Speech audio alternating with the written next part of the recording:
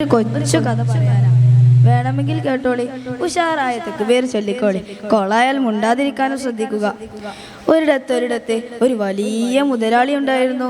മൂപ്പർക്ക് ഈ ലോകത്ത് വെച്ച് ഏറ്റവും വലുത് മൂപ്പരുടെ അടുക്കൽ വേണമെന്നായിരുന്നു. മൂപ്പർക്ക് ഒരു വലിയ കൊട്ടാരവും ഒരു പൂന്തോപ്പും ആരും കണ്ടാൽ സൈറ്റടിക്കുന്ന ഒരു കെട്ടിയോളും ഉണ്ടായിരുന്നു.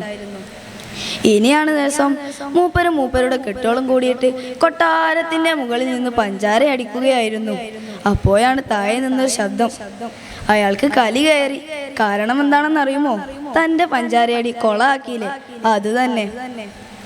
അയാൾ നേരെ താഴെ ചെന്ന് തന്റെ വളർത്തു പട്ടിയെ ആ യാചകൻക്ക് നേരെ അയച്ചു വിട്ടു. പാവം യാചകൻ ആ യാചകന്റെ വിരൽ കടിച്ചങ്ങോട്ട് പറിച്ച്. പേടിച്ചു വിളച്ച യാചകൻ തുണിയിലൂടെ സെറെന്ന് മൂത്രം ഒഴിച്ചു. സംഗതി ഇതൊന്നുമല്ലോ.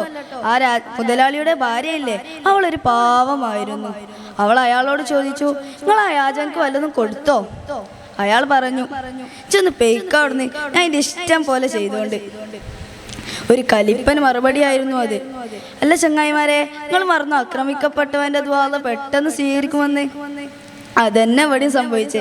ആ യാചകന്റെ ദ്വാല സ്വീകരിച്ചു. കുറച്ച് നാളുകൾക്ക് ശേഷം ആ യാചകൻ വലിയ പണക്കാരനായി. ആ മുതലാളിയില്ലേ, വലിയ പൈസക്കാരൻ, മൂപ്പർക്ക് വയ്യായി, മൂപ്പർ കിടപ്പിലായി. എല്ലാരും മൂപ്പരെ കൈയൊഴിഞ്ഞു. സ്നേഹനിധിയായ ഭാര്യ മാത്രം മൂപ്പരെ കൈയൊഴിഞ്ഞില്ല. അവളെയും അവളുടെ വീട്ടുകാർ വന്ന് വേറെ കല്യാണം കഴിപ്പിച്ചു. കല്യാണ രാത്രിയിൽ ഭാര്യയും കാത്തിരിക്കുന്ന ഭർത്താവ്. ഇത് നിങ്ങൾ ഉദ്ദേശിച്ച പോലെയല്ല കേട്ടോ. അവൾ അയാളുടെ വിരലിലേക്ക് നോക്കി. ഒരു വിരലതാ മുറിഞ്ഞിരിക്കുന്നു. ഇയാളെ ഞാൻ എവിടെയോ കണ്ടിട്ടുണ്ടല്ലോ, അവൾ ആലോചിച്ചു. ഇത് തന്റെ ഭർത്താവ് പട്ടിയെ വിട്ട് കടിപ്പിച്ച യാചകനല്ലയോ? ഇയാൾ ഇത്രക്ക് വലിയ സംഭവമായോ? അപ്പോഴാണ് താഴെ നിന്നൊരു ശബ്ദം കേട്ടത്.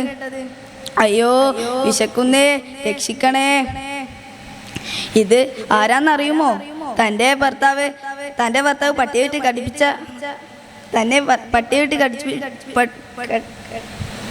പട്ടിയിട്ട് കടിപ്പിച്ചവനല്ലയോ? ഇതാണ് പറഞ്ഞ്, ആരെയും വിറപ്പിക്കരുതെന്നും ആരെയും ആക്രമിക്കരുതെന്നും. നിങ്ങളിത് ഓർത്ത് വെച്ചോളി, വിജയം ഉണ്ടാവും. ഞാനാ പറഞ്ഞേ, വേണമെങ്കിൽ എഴുതി വെച്ചോളി. ഉഷാറായ തെക്കുബീർ ചൊല്ലിക്കോളി. പറഞ്ഞ് ഞാനും മടുത്ത്, കേട്ട് നിങ്ങളും മടുത്ത്. അപ്പൊ ശരി, അസ്സലാമു അലൈക്കും.